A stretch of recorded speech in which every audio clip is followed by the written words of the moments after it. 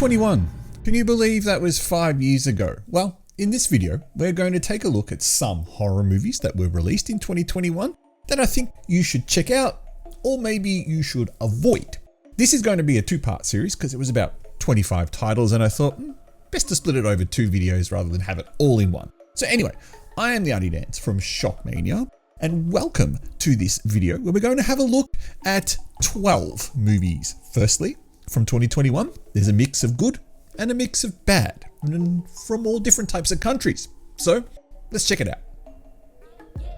Released on the 14th of May in the USA, at the time of making this video, latest in the tired Saw franchise took me by surprise by casting comedian and Will Smith punching bag Chris Rock, sorry Chris I love you, fuck Will Smith, into the gritty role of a detective investigating a series of jigsaw-style murders. It was great to see the series move into a different direction, and Rock, alongside Samuel L. Jackson, who I always feel doesn't suit serious roles, did a great job, exceeding my admittedly very low expectations. This is a movie I want to revisit in the next few years, just to see if my opinion of it has changed. Released on the 26th of May throughout most of the world via Netflix, this drama sci-fi movie with heavy horror elements revolves around 2 ridiculously young and good-looking doctors who desperately try to prove the existence of ghosts. This movie also sparked the movie debut of Nutanicha Dangwatanwanich, who's gone on to feature in horror flicks Zayam and Hullaballa. It's a shame this movie was locked behind a digital paywall with Netflix, robbing it of a theatrical release even in its home country, but don't let that stop you from watching this one. Released on the 2nd of July, just in time for America's 4th of July celebrations, I have to admit that the Purge movies are very much a guilty pleasure. I even love the TV series, but I have a hard time keeping up with the movies. The idea that there is one night a year where the gloves are off and you can do whatever you want is both awesome and terrifying. However, this movie decided to get stupidly political, as is the norm for American cinema around this era. Thus, what we ended up with was a boring political tirade instead of a fun and entertaining film. Released on the 23rd of July, I believe this movie is M. Night Shyamalan at his genius best. This movie had me guessing for the entire duration, wondering what the heck it could be about and what the twist was going to be, and it didn't disappoint me. It was the atmosphere that captivated me, watching the characters slowly age, or quickly age as in the case of this film, as their mistrust and paranoia sets in. Shyamalan is one of the only directors I trust to take me on a roller coaster ride, and I would recommend this to anyone who loves mystery with their horror. Released on the 22nd of October into Japanese cinemas, I'm open to the debate on whether this sci-fi movie is also a horror film. A loose remake of the 1999 Canadian film of the same name, coincidentally a film that I utterly adore. This version doesn't quite have the same wow factor the original did. In case you don't know what this is about, 6 strangers find themselves trapped in a maze of cubed rooms full of booby traps and other devices designed to maim or kill them. Every so often the structure moves, making escape seem virtually impossible, but eventually they work out how to do it.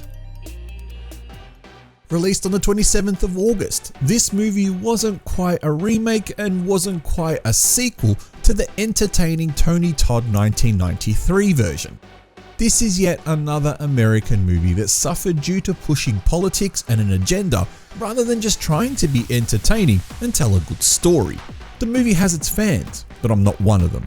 So much wasted potential for this dormant series that deserved much better than what was released. Released on the 5th of August, this movie joins the pile of utter stinkers that were released in 2021. A comedy anthology movie, so it was already off to a bad start. This movie attempts to be a satirical look at the Hong Kong housing market. But when Hong Kong cinema royalty is involved, such as Liletta Lee, Susan Shaw and Fruit Chan, and throw in Taiwan's Tai Bo, you'd expect a hell of a lot more than a movie that fails to be either funny or scary. Released on the 8th of August, a mere 3 days after the previous movie we just looked at, this comedy horror was genuinely funny and actually quite entertaining, the complete polar opposite of Coffin Homes. Made on an obvious shoestring budget and without any mainland interference, this movie tells the story of a group of prop makers who are creating a movie set that just so happens to be in the location of a murder-suicide from 30 years ago. They make contact with the ghosts within the building who paint a different picture of what actually happened that night. This is the kind of Hong Kong horror movie that made me feel a bit nostalgic for the classic Hong Kong horror of the 80s and the 90s. Released on the 15th of October, both theatrically and digitally, this is the second of the Danny McBride written trilogy of Halloween films that ignores the entire Halloween timeline, including Part 2, and sets itself up as a sequel to the sequel of the original. Hopefully that made sense. I'll be honest, I don't remember too much about this film other than the scene at the hospital where the whole town seems to be there baying for blood. But the recasting of Nick Castle, the original 1978 Michael Myers, was a nice touch. Some people really dislike this film, but I don't believe I hated it. It's just not memorable, and that's bad for a movie that came out less than 5 years ago. Released digitally on the 19th of May, this is the third movie in the popular Bunshinsaba vs Sadako Chinese horror movie series that has nothing to do with either Bunshinsaba or The Ring. This time the red-dressed Bisian, aka the Pen Fairy, teams up with the Japanese Yurei Sadako to defeat Girona, the Thai Kumanthong who gets unleashed after Yume accidentally makes a blood sacrifice to her statue. And yes, it is an accident. The professor from the first two movies returns for this one, complete with all this typical goofiness. The movie features an insane final fight, some very atmospheric sets, and while this is a Chinese horror movie, the ending is satisfactory enough that you don't feel too let down by it. Released digitally on the 12th of August, this creature feature is a hell of a fun ride. Shark movies are almost always fun, with some very rare exceptions, looking at you Psycho Shark from Japan. And while this movie just clocks in at over 65 minutes, that makes it the perfect pre-show for a horror movie marathon. A resort is hit by a tsunami, causing a massive flood and unleashing a hungry shark. A group of survivors work together to try and escape the shark, but as you expect, there are a lot of victims along the way. If you like shark movies that are just big, dumb fun, I can't imagine that you wouldn't like this one. Released on the 24th of March, this was the only Korean horror movie from 2021 that I enjoyed, which is odd because I believe this movie was the one that most people disliked. Usually the concept of hypnosis makes for a rather weak horror film because it's used as a crutch to hide plot holes, but in this movie, it just all fits together. If you're interested in this one, it's not that easy to find, but hunting it down and watching it will be well worth your time.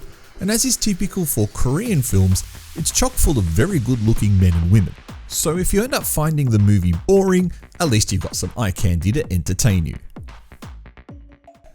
So what did you think of those movies? This is my first batch of movies that perhaps you could watch and maybe some to avoid. Now I know what you're thinking. Why would I put things like the Forever Purge and Candyman on there if I didn't quite enjoy them? Well, the truth is, they're the movies that I watched from that year, and I thought, well, it would be nice to talk about them because I don't think I've ever talked about them on any of my channels here on YouTube, and I do want to get people's opinions. So for example, if you liked Candyman, or if you liked the Forever Purge, or if you didn't like Old, I'd be keen to know in the comments section below. Now, keep an eye out for part 2. There'll be more movies on there for you to check out.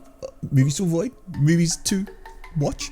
And I'd be keen to know more thoughts about that. Anyway, I'm Yadi Dance. You are watching Shockmania. Thank you so much for tuning in. And like I always say, I hope to catch you next time.